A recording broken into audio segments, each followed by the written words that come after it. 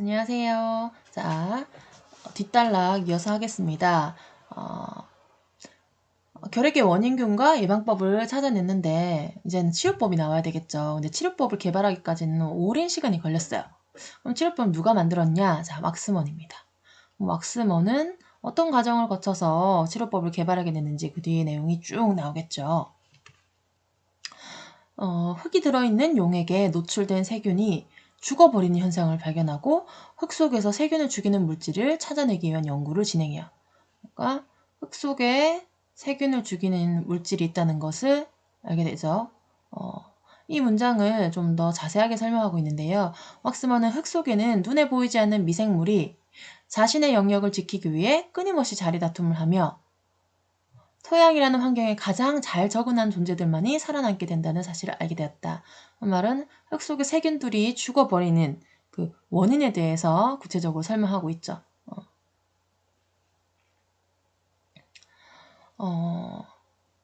사람을 죽게 하는 결핵균조차도 토양이라는 환경에서 살아남지 못한다는 사실을 알게 됐어요. 우리 일반적인 실험 단계 중에서 제일 첫 번째가 경험적 사실이잖아요. 이게 이 사람이 알게 된 사실이에요. 결핵균이 토양에서 살아남지 못한다. 그래서 이 사람은 가설을 세우죠.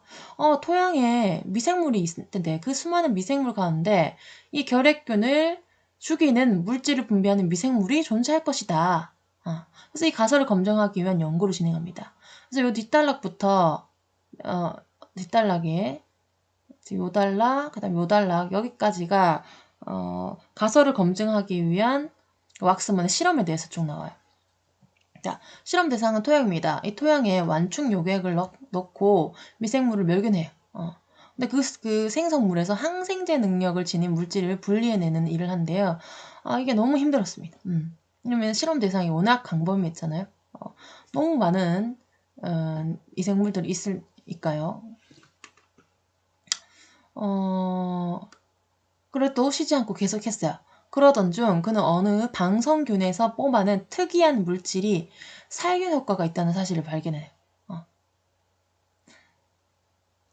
그래서 이거 가지고 치료제를 만들면 되겠다 했는데 이걸로는 양리 효과가 너무 낮았어요. 그래서 아직 치료제로서는 역할을 못하게 된 거죠. 하지만 이 사람 포기하지 않고 계속 실험합니다. 살균 효과가 있는 1000개 정도의 물질을 더 추출했고요. 그중 엄청 많은 오랜 실험을 거쳐서 가장 좋은 효과가 지닌 게 뭔지 후보 물질을 줄여 나가죠.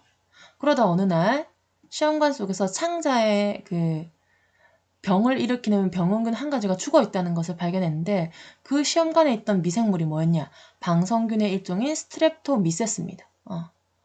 이 스트랩토미세스에서 추출한 항생 물질이 여러 가지 균에 효과가 있다는 걸 알게 됐어요. 그래서 결국 이걸 이용해서 결핵 치료제를 개발해요. 이게 지금 과정이죠. 그래서 마지막 결과